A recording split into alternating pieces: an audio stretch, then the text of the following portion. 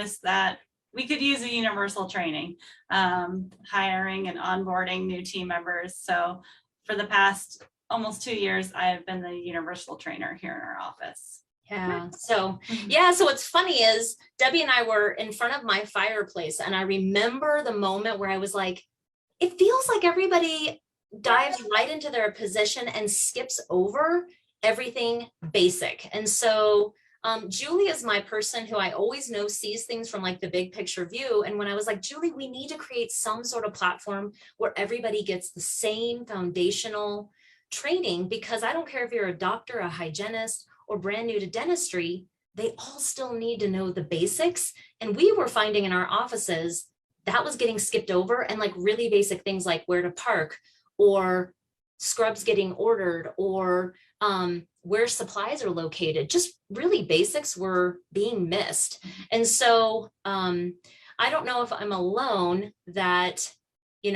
moving back to onboarding, sometimes what I find is that people get hired and onboarded, and the onboarding can start to derail quickly. And maybe it's just us, but what I have found is a lot of times people just get kind of thrown into the position, especially now, because people are a little bit desperate, right, to get these people in. They're super stoked to finally have them.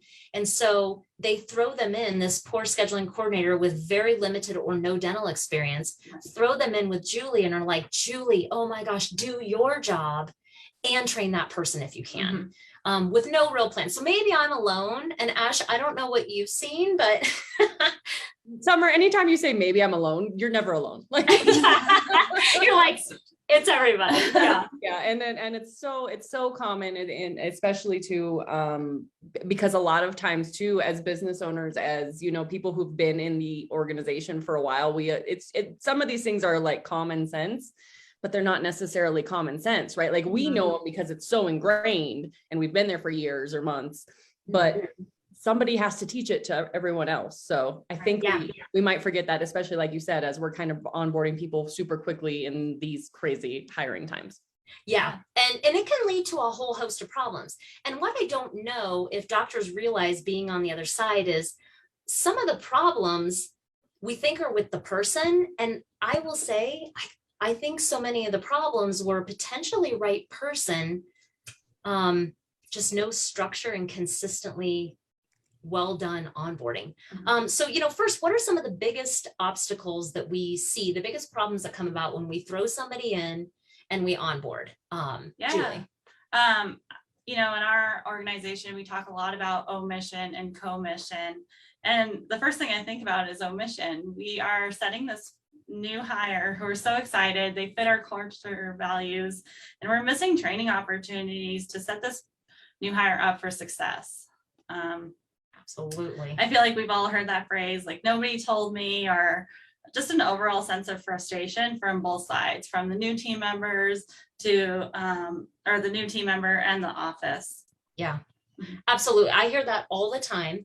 And it almost becomes like a battle between the new team member who's like, well, nobody really told me, and existing team members who are like, well, I think I told them. Well, I think so-and-so told them. Well, so-and-so, I think, told them. And it becomes like this frustrating game, I think, for everybody. And the thing is nobody wins on either side. The team member who's training is frustrated. Julie and I were kind of chatting about this ahead of time. The team member who's training is frustrated, but the rest of the team becomes frustrated with that person. And that's always so sad for me to see, that both sides are super frustrated when really we hired potentially this great person. Right. That new team member, Julie, I mean, like, what have you seen when that happens? I will say I've seen the other team members just unsure of what kind of training that they've had. So they don't want to hold them accountable. They don't know where to step in, or there's no real system for it. So the person just feels lost and they're just afraid to ask questions. They don't know how other team members are going to respond, and they overall are hired and they fit the culture and they want to please everyone, but at the back end of it, they're a little frustrated. Yeah. Right. Well, and go ahead. Go ahead. It's kind of like like during CPR training when they tell you like, hey, you should tell someone, hey, you need to call 911. Like you have to have somebody designated to do the specific training. Otherwise your team is like, well, I thought she took care of it. I thought he took care of it. You have to have like, no, this is your job. This is your responsibility. So that it's like anything else, any of the other positions we talk about, right? Yeah. Well, and what's crazy is like Julie was saying, you hire this great person who really wants to do a great job, or otherwise they probably wouldn't have taken the position if you hired well, right? Like we said, the last one, if you didn't just hire the first person, but if you hired well, they want to do a great job. They joined you for a reason. And when I've seen it at the worst, Ashley, tell me if you've seen this and you've been in offices. When I see it at the worst, what happens is somebody gets thrown in, the team starts actually talking behind that poor new person's back, frustrated. And I watch it sometimes happen and I'm like, oh no, like derailing. And doctors, that you may not know what's happening, but it can happen. And then that new team member, just like Julie said, the culture starts to shift, because if you find that one team member can never fulfill that position, there potentially is a reason. They're just not getting it. They just don't get it, right? And you're like, yeah, is that the case? Or yeah. Given Right. And it really is true. You watch that great person super excited upon day one, start to shrink back, stop asking questions, and then they just become disengaged. If they don't feel supported by the entire team when it comes to training, and that the team wasn't super excited to have that person trained, just watch. So doctors, just a quick kind of thought process for you is really take notice of that onboarding process. And is it giving you that consistency when you're hiring? Because if not, then you do need to think back to, is it the hiring process or is it that first 30, 60, 90 days? And I think that's really important because, doctors, a lot of times they're frustrated with having to hire and rehire, and then they can even lose more team members because of all of this. But then, what they're also frustrated by is the lack of KPIs being hit, production, like really doctors, if you're those numbers people, I mean, Julie, right? I mean, you've seen it. Yeah. Yeah, go ahead. The KPIs definitely get affected just because, like some examples are other people are taking time out of their job and training up someone else without a designated person to train. And they should be doing something else, but they're now training in between random times. And then, same thing with an assistant. Your KPIs as a doctor won't be hit because you're training an assistant at the time and it's just being less effective. Yeah. It's not being really intentional, right? Like trying to squeeze it in just isn't going to work. And we all know that it's hard and it feels like a challenge sometimes to let go of some of that productive time for training, but oh my gosh, it's just so important just to let a little bit go. Like that little bit of time investment is so crucial into getting the systems you want, into getting that person onboarded correctly, and on and on and on. Could not agree more, which Ashley, then you're going to love the next part that we have too. It's like, do I spill the beans now? I know. I'm like, we are all together on this one. Yeah. Because really knowing the above, knowing that there's frustrations for every part of this. When we hire somebody and don't onboard well, there's frustrations for the team, especially if it becomes repetitive. There's frustrations for all these people who are coming into your office. There's frustrations for the doctors.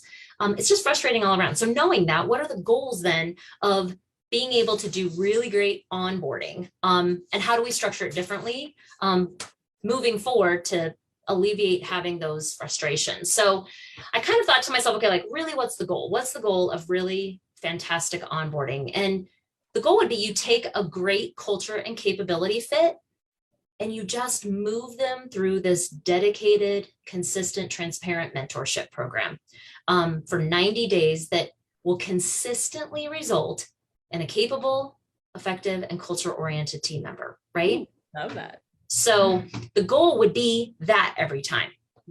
Now, we all don't get that every time, but really when I thought about it, what do you have to have as the keys kind of to success to hit that goal? Well, Ashley, mind reader, you have to have a dedicated process, expectations, and timeline. So you have to have a process, but then like you said, you have to have a focused time. And exactly my thought is you can't have it sometimes when patients are everywhere and everyone's busy. It has to be intentional. So a focused process, a focused time, you have to have, and this is where I've seen it start to derail from that goal, is you have to have a great culture fit that's training.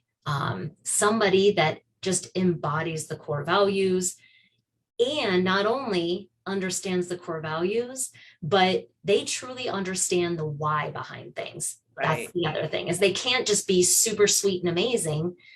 Otherwise, that person doesn't respect the training if they don't know the whys behind it. So you have to have somebody who's a great culture fit, but also knows the whys. You have to be able during that process to have consistent and timely 360 feedback. And that means all the way around. Julie's constantly checking in with, okay, how are you doing? How am I doing? Right. You know, and for us, by the way, when I check in on them at 90 days, I ask them, how was your training? How was your onboarding? How did you feel Julie did here, here, and here? Which, by the way, it's been super helpful because our last one was like, she's the perfect fit for doing this, and here's why. Great, mental note. You know, so that's really fantastic. So it should be 360 feedback so that I'm taking with every time this happens, I'm learning something, and every time Julie's getting better, and each time it's better for the, you know, the next person. It needs to be honest, compassionate feedback. You know, Julie had to really work on being honest and compassionate, because as we're going to kind of discuss, I think one of the worst things I see is somebody's not on track at day 22, and we don't just stop the process and make sure to have the conversation. We let them limp along and we brush stuff under the rug. So somebody who can give 360 feedback that's honest and compassionate. And for us, the whole thing, as Julie said, you know, this universal trainer starts the whole process of omission, commission in our office, which we all know is from Alistair, but it really does work beautifully. I think every webinar practically, I feel like Alistair might be mentioned. Totally. But it really is a beautiful way for team members to truly understand the minute they walk in, how do I win the game? How do I know I'm on the right side of everything?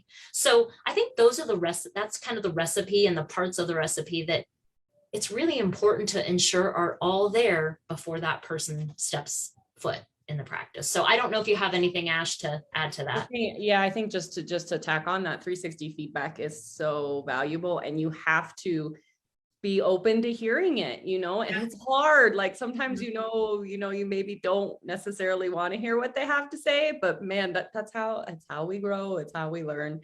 And you mentioned, you know, having those difficult conversations early in the process, like it just saves so much time than investing and trying to get this to limp along. And my thought is to trust your gut, trust that intuition. You've done this process a lot before, most likely. If you see red flags, you know, try and nip them in the bud and deal with it early, because it's just going to save you so much time and frustration. And it sucks. I mean, we've all had to have difficult conversations, and the more you practice them, the better you get at them, but it doesn't make them any easier. Sometimes you just get a little better at it. Well, and I think what happens too with those conversations is, if we're really honest, like, I can't remember what it's called when you have that, you want so much to keep the decision you made, even when the decision is proving to be wrong. You want to stick it out. And I think sometimes you can see the process not, you know, it's just whether it be a capability problem or a culture problem, something's not working, and it never gets less costly than earlier. It just becomes more and more and more costly for the organization, for the trainer, and that person. And so I do think that that's a huge important part. But, you know, if people are thinking to themselves, well, tell me more about what this universal trainer is, and do I have one in my office? Because it doesn't matter, by the way, the size, and it doesn't have to be the same person who trains the new DA. Your lead DA doesn't have to be the universal trainer and the trainer of the dental assistants. You can have it be your OM, you can have it be you for the time being, but characteristics kind of that person who are going to train every single person with the same baseline foundation is, for us, they have to be the ambassador of culture. Like, they have to ooze it, love it. Like, it has to pour out of them and be, as I like to say, it has to be like palpable, that people can feel it. They have to, like I said, understand the expectations. They have to know the flow of the entire office. You don't want your newest person who doesn't understand some of that to be that trainer. They have to know the software extremely well. Nothing worse than learning from somebody who's like, I don't know. I'll probably have to go ask somebody. They should know how to click on the software and get through well. Like I said, honest but compassionate. The other thing is the universal trainer is the first point of contact for that new team member. They have to be really patient. So don't put somebody in there that's not patient with a lot of questions and lots of repeating of answers. That's why Julie's fantastic. She's like a duck on water. She never gets ruffled with somebody asking 14 of the same questions, because that's a lot of times new people, they will, especially with no dental experience. I have to say at this point, shout out to Sydney, because she handles this far, far better than I do with regards to that. I know you're listening. Yeah. I'm always like, how can I reword this so that you get it? Yeah. Mhm. I need to work on that. Yeah. Well, what's funny is, no, I don't know if we need to work on it or just be shored up by people who Find the right people. Right? Love you, Sydney. I know. Well, and it's funny because I love Debbie, as everybody knows, but I was like, Debbie, you are not even, no, you don't even think about taking that position, because I was like, you are so many of these qualities, but patience is, she doesn't have the time, right? And neither do you to dedicate to that. Julie has the time and patience because of just who she is naturally. So the other thing too is, like, they do have to have a decent emotional IQ. You got to be able to read the person that's in front of you. Somebody who isn't necessarily self-aware themselves may not be self-aware, or help other people to become self-aware. And I think that's really important, because they have to read the person. And like Julie said, they have to be able to cater a lot of times their teaching style to what the person needs, not this is the way we do it. It really is like just teaching. You have to be able to cater it to how that person learns. And they have to be able to hold them accountable, but not make, I know it sounds funny, but not make training like dramatic. Yeah. So it's kind of a hard position sometimes to find, because I don't, like, as a funny side story, but like, Ash, have you ever been in those offices where somehow training becomes like just really dramatic in my mind? And like, people are like, we do this and this is the policy. Yes. And I'm like, take a breath. Tone it down there, kiddo. Yeah. Like, it's, where... Those sometimes are not the people that we want to train with that part, just because it's where we put away the dishes, like, calm down. Yeah, like don't frighten them in that very minute. So, if doctors are out there and they're thinking, who is that person? That's really, for me, when I kind of went through that list, like Julie was one of the first people who just checked a lot of the boxes. Yeah. So Sydney has a lot of those qualities too. Yes. So once you have that universal trainer, I think, his or her job really, like I said, to restate. So doctors, the goal of training, you want to revamp onboarding. You're thinking you can potentially find a universal trainer in your office to kind of build every team member with the same foundation. We talked about the characteristics of what makes a good one. Their whole job is really to ensure that the fundamentals are reviewed with every single team member, whether it be brand new front office, a sterile tech, or in our offices, the doctors. The doctors receive the exact same baseline training as everybody else, because it's important for them to know all those same things. And I find a lot of times we skip over the doctors thinking they should know. It's not true. Exactly. It's that like common sense stuff. And no, it's not, and every office is so different. And most of the time when you're bringing on an associate, they have never been in an office like your office, ideally. Yeah, that's exactly it. Well, and that universal trainer just ensures that, say it's a new hygienist, before we had a universal trainer, they would skip over that, or we would just put it in the hands of the lead hygienist. And Amy kept coming back and saying, well, hold on, did anybody talk to them about PTO time? Did anybody talk to them about how to schedule for time off, or what? Did anybody go over that? Oh, I don't know. Debbie, did you go over that? Right. And so it doesn't matter who the person is. Everybody should have that baseline foundation. And that's what that universal trainer is for.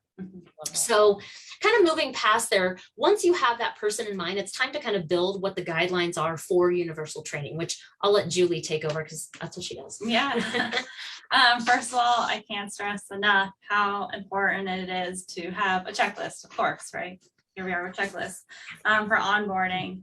This ensures each new team member gets the same consistent training as the person before them and after them. Also, this checklist can be used just in case the universal trainer happens to be out for a length of time.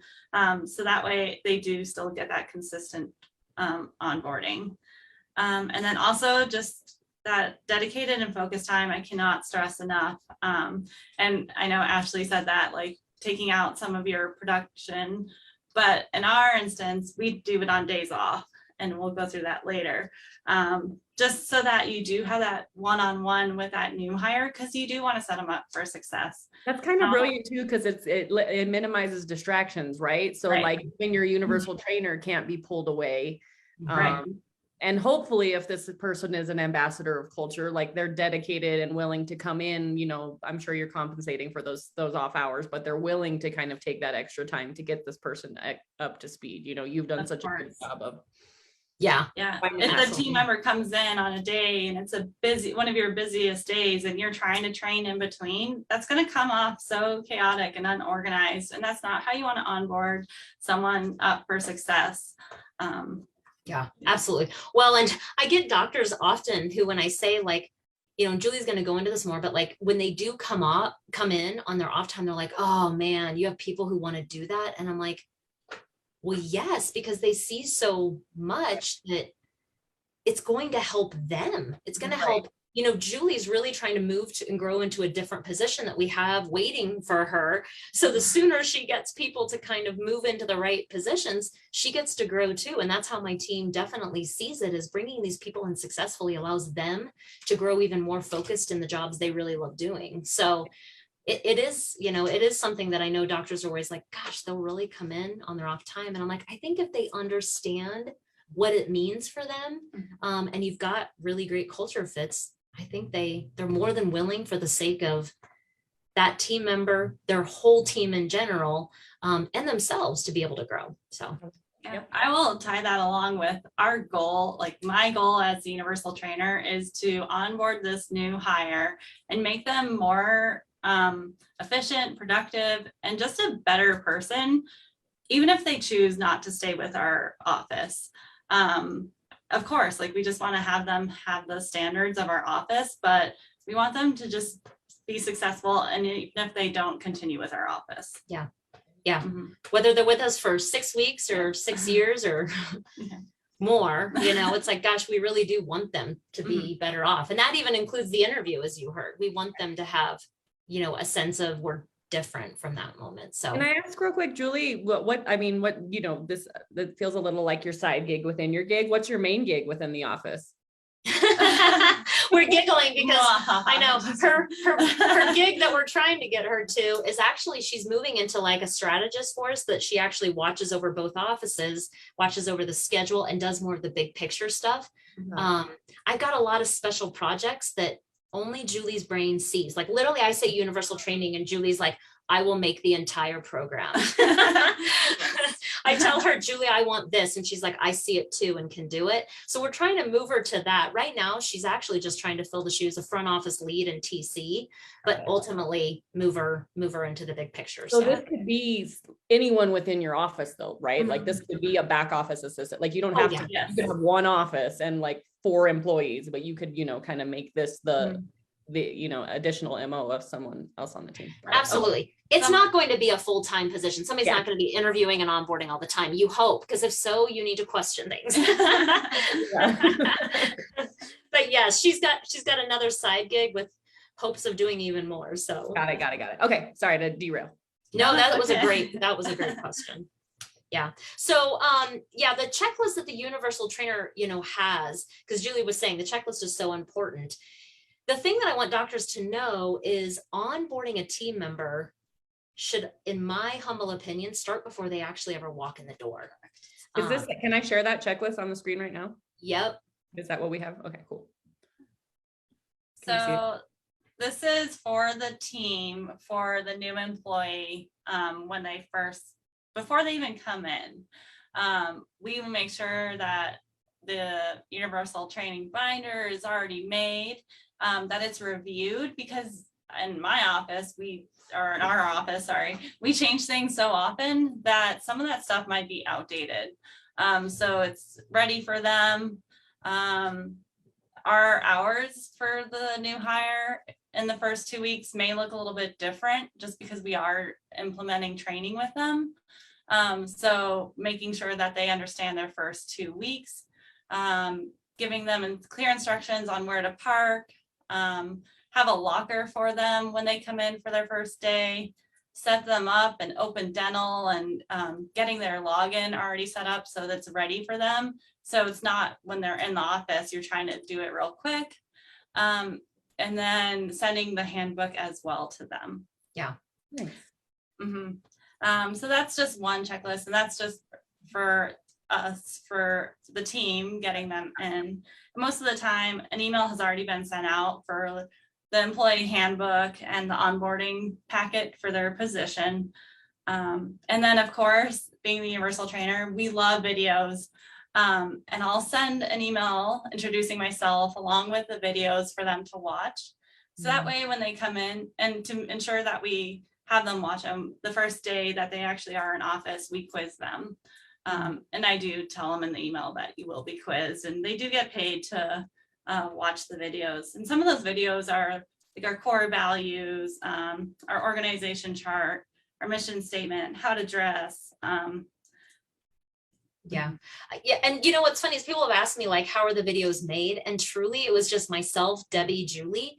We came in with an iPhone. You know, we did get like an Amazon super cheap little ring light with a tripod, you know, did our little recordings of, you know, our mission, our core values. I kind of discussed the org chart, how we came to be, all those type of, you know, baseline videos that everybody needs to know. We all, you know, made those videos and sent them off to Fiverr. And for a really, you know, inexpensive amount, we got them kind of professionally edited, and they look beautiful. They're logoed. And so the team members are sent those in that introductory email of, hey, we're super excited for you to, you know, join us.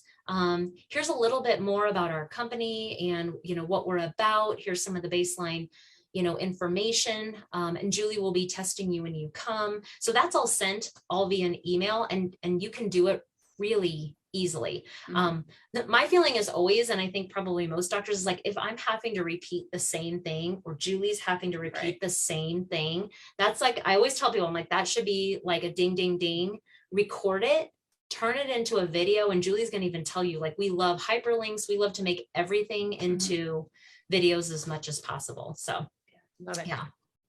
Some of the other things that are not on that checklist are like making sure that you're ordering scrubs, name tags, like W4, building keys, like making sure you have that all ready for them for their first day and when they're actually coming to the office. Yeah. I love that. And so it's kind of silly thing too. I mean, it seems Right. like silly thing, like the where to park thing. My very first job ever, nobody told me where to park. And Right. the building manager came into the store and started screaming about who parked in that space. And I was mortified as a 17-year-old. Yes. I was like, why didn't anyone tell me? There, you know? Yes. Yes, I have had the exact same experience. Actually, I joined like one of the dental offices, and they yelled at me for like what cubby I put stuff in, and I was like, I didn't know there was prescribed cubbies. I was so sad. But I mean, really, the whole point is like universal training starts well before the person ever walks in. You know, I want them to feel that palpable culture from Julie, including, you know, one of our core values is disciplined and professional. I want them to feel that in just the emails that Julie's sending ahead of time, being super warm and professional from the very get-go. So that's all happened before that person's even walked in. I love it. I will say even the new hire gets a checklist. That way too, they understand really like what we're going through for like making sure that they obtain their locker, and like even like just a personal accountability for them, so they can kind of see what that looks like as well. Yeah. Or if they had any questions like, oh yeah, like where was my locker? Or, it's something like that, or whatever it might be, they can kind of see where the process is. I love that. Yeah. And people like to know like what Yeah. direction they're going. People just like to know. I always tell like information. they do. And it's like, we're going to do this, then we're going to do this. And I always think to myself, like, new team members are just like a patient in the chair. Yep. What are we doing? Right. Where are we going? What's happening? How long? Like, that's exactly like team members. They just want to know where to park. Where's my locker? Where do I go? What do I wear? Yeah. What do I wear? Yeah. So, okay. So now we'll move on to, we've sent all the stuff. They're prepped. They watched the videos. Now what, Julie? What's their first day? So their first day is in our office. It works for us that we do it on a Thursday, Friday, or a Friday, Saturday. Again, those are dedicated times where there are no distractions. Typically, there are no patients in the office. So you're not going to come in with distractions with other team members coming in to ask questions during training. You're in there with that new hire and you're giving them that focus time that they deserve to start off with their training. In my experience, each new team member that you hire, whether it's a hygienist or an assistant or a doctor, they're going to need a different amount of time with each individual. And I will say now, if it's someone who's had experience, don't just skim the checklist just to do it. Make sure that they really understand how your office runs, whether it's like open dental and how to do notes or how to create a treatment plan. And then same thing with like front office. I will say it takes a little bit longer for someone without dental experience because in my universal training, I am going through the dentition. So you can maybe skip over those with an assistant, but just make sure that they do understand the basics. Like a quick question, like, hey, ask them a question that they would, right. And you can kind of gauge from there. Yeah, exactly. Yeah. And if a doctor doesn't know, I guess, well, that interview process has failed. We have missed something terribly. We did not check their license. Yeah, I was like, where's this license from? So yeah. What works for so how I do the training here is we have a Google Drive that all the documents are actually on there. And I do follow it along. So they do have hyperlinks to other forms. So they are able to click on it. And then of course, I love language right now. Yeah, of course we give them the username and password for the Google Drive. So that way they can, if they wanted to go home and study it, which a lot of my new hires do. Because it is a lot to learn on your first day, especially in office, and they're just nervous, and so that way they can go home and do that. Yeah, and of course, I give them a tour of the office. We go through where to find supplies, who orders the supplies, where to write it down if we are low, just general things like provider hours and office hours, because those may be a little bit different, which providers are on which days, where to find dental supplies, just an overview of the office and the expectations of how it should look. Of course, computer software. We go through meetings, we go through office-wide and non-negotiables, and just overall the view from the patient experience and how we can provide that wow experience every time. Love that. In any role. Yeah. Yeah. So, I mean, you think about it, a lot of that stuff, right, as she was reading that's so much stuff that often just gets overlooked because nobody thinks about it. And, the nice thing is Julie becomes the point person often for that team member. They know Julie taught us the basics. So I have it all in my folder, or in my binder, my training binder. I have the hyperlinks. But if I still don't understand or I need somebody, they just know Julie's my person. And I do think that kind of instant connection with somebody is so helpful, especially if you happen to have a bigger office.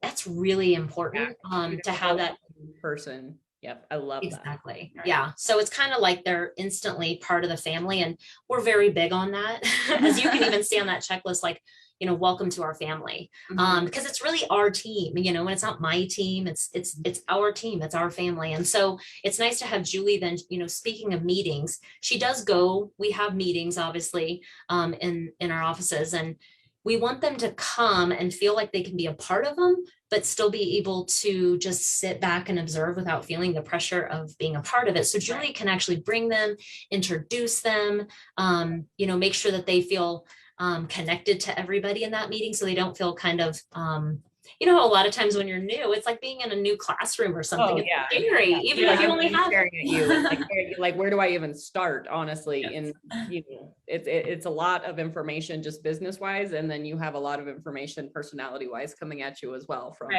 Yeah. And then you're just trying to remember people's names. And Yeah. Well, and a lot of times people do have really strong dental families, and sometimes those dental families are really, I don't want to say cliquish, but maybe they've got a feel to them. And sometimes that is hard to be the new person sitting in that meeting space. And if they don't have a liaison kind of with them, it can be uncomfortable. So it's nice that that person has somebody immediately. And, you know, our office has such welcoming people for sure, but it's just nice to know they have Julie kind of from the get-go to be their liaison. And I highly suggest that in offices of any, you know, any size. Yeah. So Julie kind of makes sure that that's done on the first 1 to 2 days. As she said, yes, we really do it on our quietest days, dedicated time, with that checklist, with the hyperlinks, with all the stuff. And, you know, often I hear people say like, I don't have time to create this stuff. Well, we're going to post some resources to help create it, but it's worth the time to spend, you know, and Julie's been so open to everybody giving her feedback of like, hey, Julie, I think we need to tweak this, or hey, Julie, I don't think that one worked well. And then she just kind of consistently works on it. That's like her onboarding packet, if that makes sense. You know, I get the doctors, you know, Brittany gets the DAs, and I'm like, Julie's onboarding packet is the universal training onboarding packet almost. So she's constantly updating it to make sure that we're always ready for that next person. But yeah, I mean, that's really the first and second day of training. So yeah. Oh, awesome. Well, that was going to be my question, is how much do you know, you say you're spending that time, what does what timeline training look like? You know, is it a day or two? Is it full 8 hours? Is it? Sure, of course. And I try to allude to that, but it all depends on kind of their experience. If it's a schedule coordinator and they don't have any dental experience, sometimes it is a full 2 days. Okay.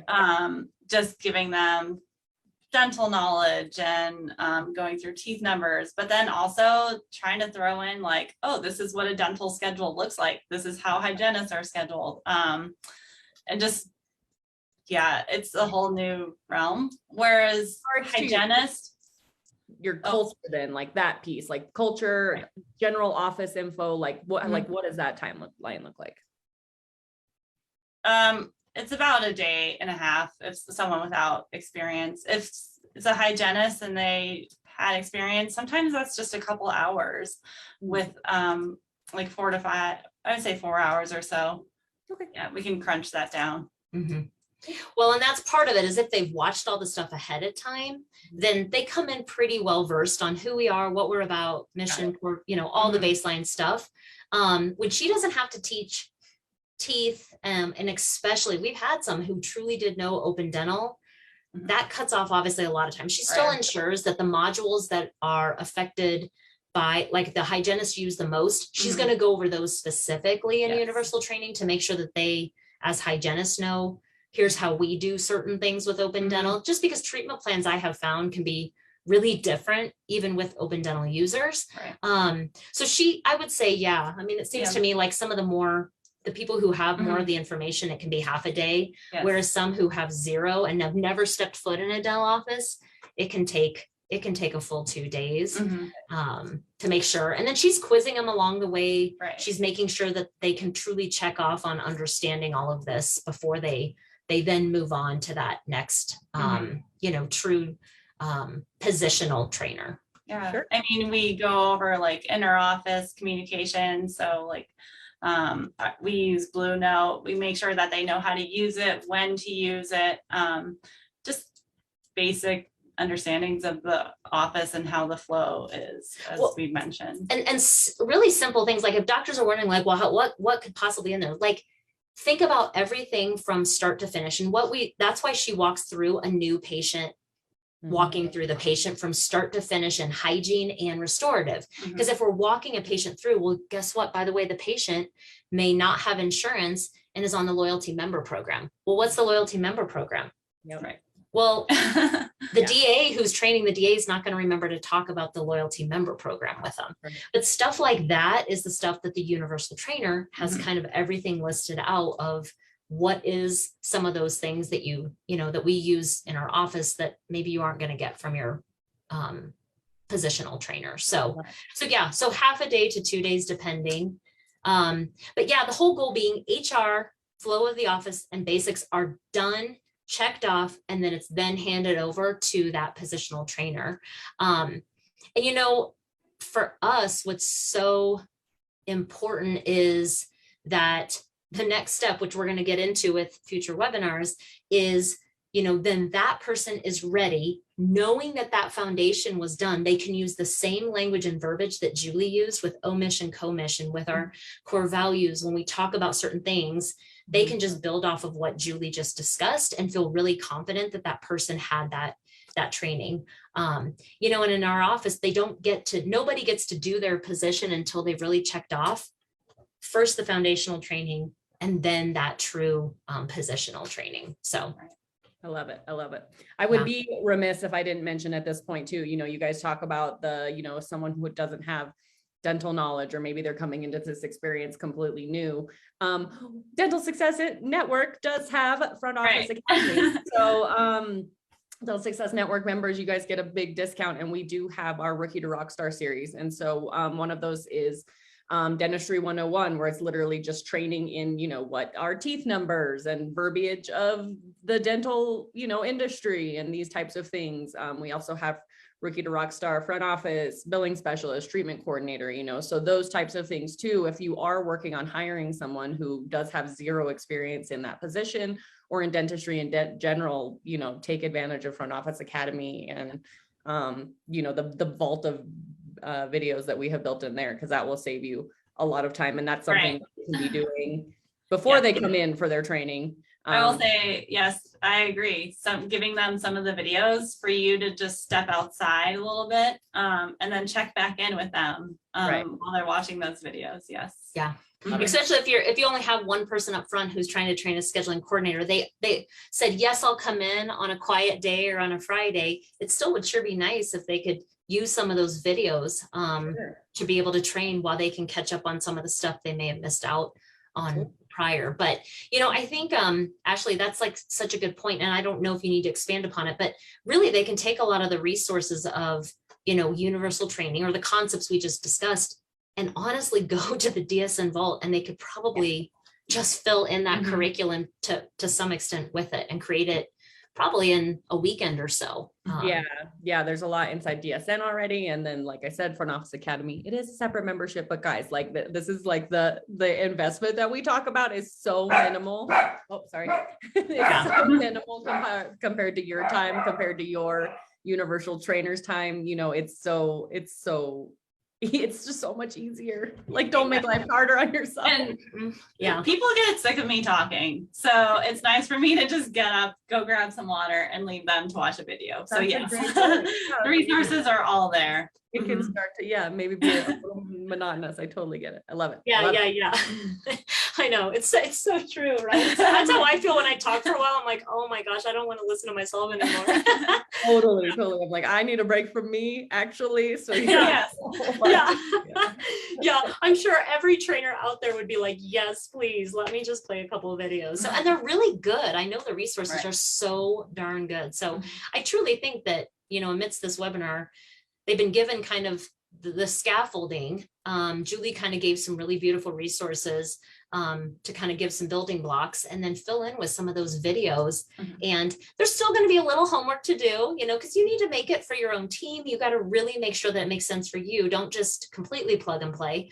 But I think truly that universal training could be quickly implemented in any office within a few weeks if you just spend the time on the front end kind of creating it. Well, and it's going to be like any system too, like you said earlier, you know, sometimes people are like, hey, we got to tweak this, you know, and allow your team to come to you with those tweaks and be open to it. You know, it's not personal. This is just, you know, it's just about everyone getting better. And sometimes too, right, Summer, as the, you know, I'm working in Denver as an, you know, admin side, and you're, you know, the owner, you don't see all the little details. So sometimes the system you have in your mind isn't exactly how the system actually goes. Mm-hmm. Yeah, well, and so true. And sometimes you don't know. That's why I try to check in with every person soon after the 90 days. But I joke, like, the result is pretty measurable, to be honest. Mm-hmm. Like, you know, I can find out, did we hire well? Mm-hmm. Did we interview well?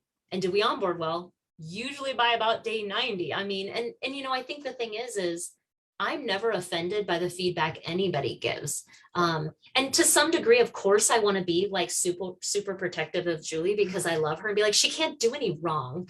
But but I have to be, you know, open to the fact that, hey, if there's a way she needs to train differently, it's super important to have that, because I care more about the result being fantastic, because it really does help everybody. And it helps me when I have a happy team that feels supported and everybody's doing their part from the get-go. Oh my goodness, if you can get somebody up and running at 90 days, I'm happier too. So everyone's happier. So yeah, I mean, I think really we hammered the point home of, like, if you've been, you know, hiring, onboarding, and finding that it's a rotating door, or it's stressful, or you just find that you're limping along and nobody really has accountability, I will say accountability all starts here. And it starts with, kind of like I was saying, having somebody dedicated to getting the team member excited before they ever walk in the door, holding their hand when they get there, walking them through a really consistent process, checking in with feedback, holding accountable, including at day 7, 24, 30, you know, really holding them accountable and not allowing anything to fester, calling it out immediately.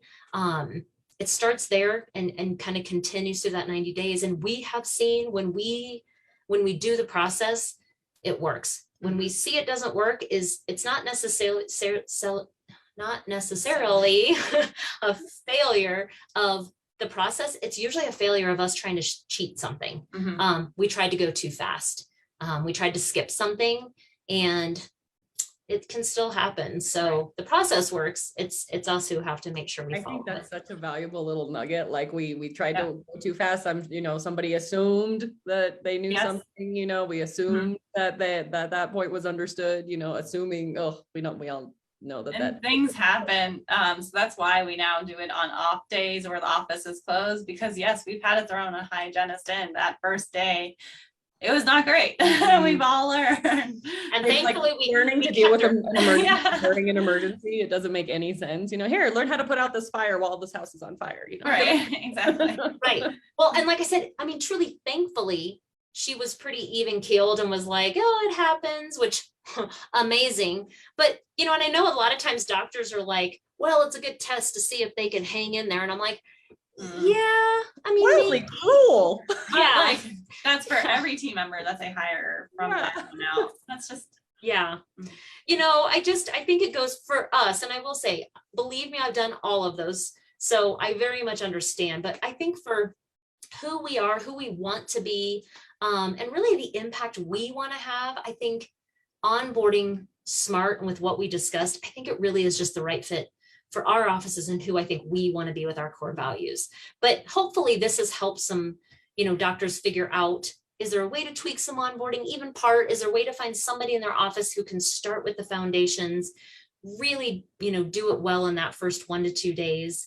And then we're going to be moving in to onboarding specific positions. So you've gone through the universal training. We're going to kind of move into SC, TC, DA, hygienist, like how do we actually onboard? With Front Office Academy having consistently great resources for all of this that we'll kind of make sure to plug in as well, so people know how to best use those resources too. So anything, Ash, kind of as we finish? I don't have anything else. I appreciate both you ladies, and as usual, it's such valuable information, and it's so funny too because like it just makes sense. You know what I mean? Like you just don't kind of think about it until you think about it, and you're like, oh my gosh, it just makes sense. Have a universal trainer, have one person training on these things over and over. Like it just makes sense. So that's kind of the takeaways I've been getting from this most recent Lady Leader series is some of these just make sense. Yeah. But like you said, you just don't always take the time to stop and think, why is it broken? Sometimes they'll just keep limping along with it being broken without ever stopping to think, why is it broken? So Julie, anything from you? You know, I think we covered all the bases. I just can't express how great it is to have that time with the new hire. And as long as you have a great universal trainer, anyone can go through that process and really be valuable in their position. Yeah, for sure. Well, thank you very much, Julie. She was a little nervous coming in. Thank you guys. Yeah, but she did great. And Ash, as always, so great to see you. And yeah, all the resources will be posted, and then we'll post when the next Lady Leaders webinar is coming up next month. Yep, sounds good. Thank you so much, Summer. Thank you so much, Julie. And you ladies have a lovely rest of your afternoon. Thank Thanks. you. Bye. Bye.